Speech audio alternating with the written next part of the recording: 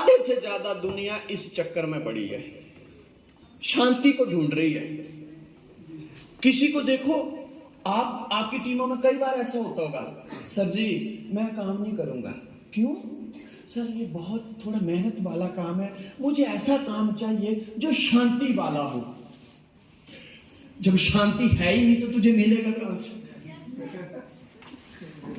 शांति क्या है? अशांति को हैंडल करने के तरीके को शांति कहते हैं।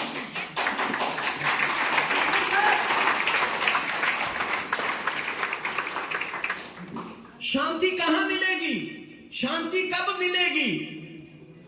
आपके जीवन में जितनी भी अशांतियां आती हैं, जितनी भी परेशानियां आती हैं, जितने भी दुख आते हैं, जितनी भी तकलीफें आती हैं, वेलकम, उनको सॉल्यूशन निकालो, उनको हैंडल करो। और हम लोग शांति ढूंढने चले। है कहां शांति? कई बार मैंने लोगों को देखा है, सर ये बंदा मेरे घर नहीं आना चाहिए, मेरा इसके साथ कोई रिलेशन नहीं। क्यों? ये सर जब भी घर में आता है हमारे घर में क्लेश पड़ जाता है।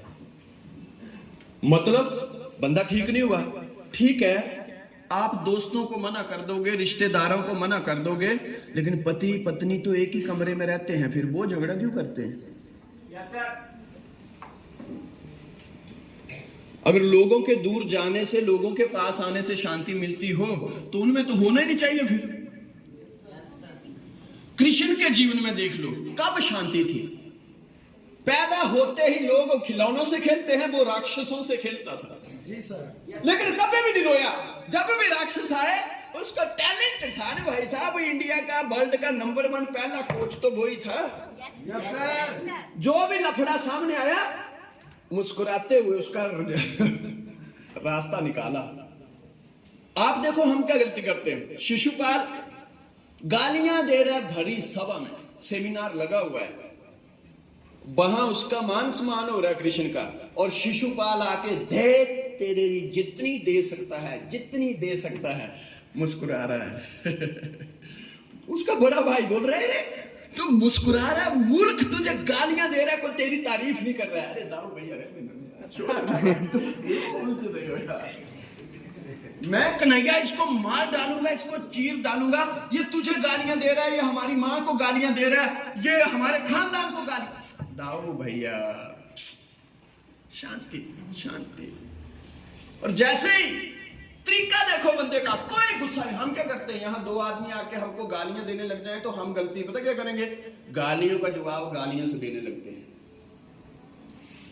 बंदे का टैलेंट देखो, हंस रहा है और दे, और दे, और दे, देता रहे। और जैसे ही हुआ, शिशुपाल बोल, गुबाले बोल, 100 हो गई, अब मत देना, हो गई। जितनी तुझे लिमिट देनी थी मैंने दे दी, जितना तुझे दीपावली का डिस्काउंट दे सकता था मैंने दे दिया, अब मत देना। क्यों? मैंने बोल दिया ना, मत देना। अच्छा ये ले 101, ये ले 102, बस खत्म। हंसते हंसते ही खत्म, हंसते हंसते ही शांति मिल गई ना, और शांति को हैंडल कर लिया। सही है? माता पिता को जरासंध ने, उनके मामा कंस ने जेल में डाल दिया, कभी गालियां नहीं दी। 1-2 बार मैसेज भेजा कि छोड़ दे यार, अभी तूने जितना करना था कर लिया, अब हम जवान हो गए हैं, बच्चे नया खून है, क्या मालूम कुछ कर डाले। तो कहता ये क्या करेंगे, हमारा क्या करेंगे, कर डाला।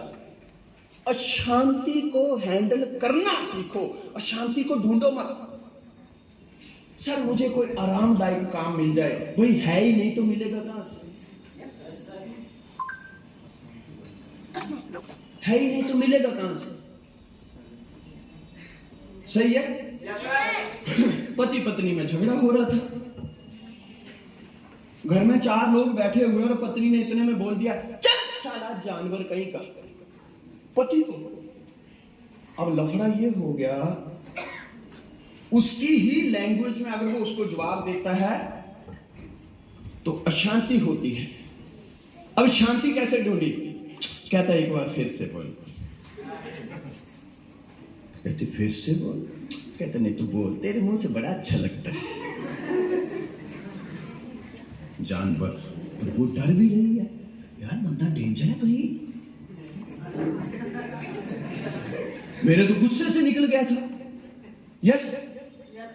लेकिन थोड़ा भी नेगेटिव नहीं, परेशान नहीं, दुख में नहीं, तकलीफ में नहीं कि पत्नी ने जानवर बोल दिया। और जिस बंदे को समस्या हैंडल करने नहीं आती वो चाहे पत्नी का सर फाड़ देता डांग से। सही है। तो कहता है एक बार फिर से बोल। उसने बोल दिया जानवर।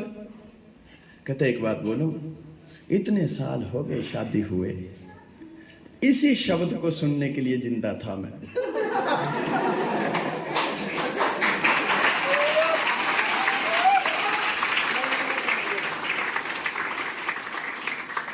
इसी शब्द को सुनने के लिए मैं जिंदा था। वो कंफ्यूजन में आ गई कि मैंने इसको आई लव यू थोड़ी ना बोला। ये तो जुबान फिसल गई, बोलना पता नहीं क्या था, जानवर निकल गया और ये बोलता इतने सालों से इसी को सुनने के लिए जिंदा था। कहती है मुस्कुराने वाला कहीं लफड़ा नहीं कर डाले।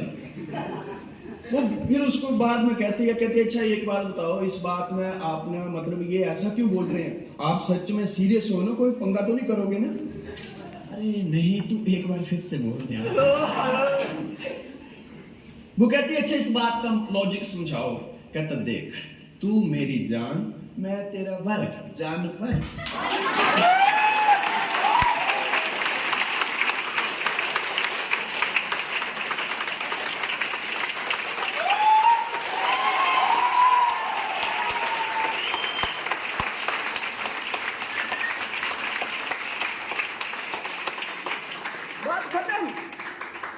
हमारे जीवन में 99% लफड़े पता किस लिए हैं? वो लफड़े नहीं है, बट हमें 99% लफड़े सॉल्व करना आते ही नहीं है। राम जी को देखो, पिता ने बोला पिताजी आप निराश क्यों, परेशान क्यों? कहता यार गलती से एक बार मैंने इसको वचन दे दिया था कि ऐसा ऐसा होगा तो तुझे 14 साल के लिए वनवास जाना पड़ेगा, बस। कहते यार तू तो ऐसे बोल रहा है जैसे 14 साल। पिताजी बस इतने सी बात। उसी समय कपड़े उतारे, जूते उतारे, चल दिए। हमारे और तुम्हारे जैसा मूर्ख होता तो बाप के ऊपर केस करता। सही है गलत? राम जी कपड़े बदल रहे थे, सीता जी पूछ रहे स्वामी कहाँ? कहते मैं छोड़ो, एसी उसी रहने दो, अभी चलो जंगल में। कहते वहां क्या करना है? कहते अरे बाप डैडी का एक वो वचन था, कमिटमेंट थी वो दूसरी माँ के साथ कि ऐसे ऐसे राम को जंगल जाना पड़ेगा। कहती तो मैं भी चलती हूँ। कौन कह रही है? जिसका बाप भी राजा है, जिसका पति भी राजा है, जिसका ससुर भी राजा है। आज की औरत होती तो पता क्या करती? सीधी मायके भागती।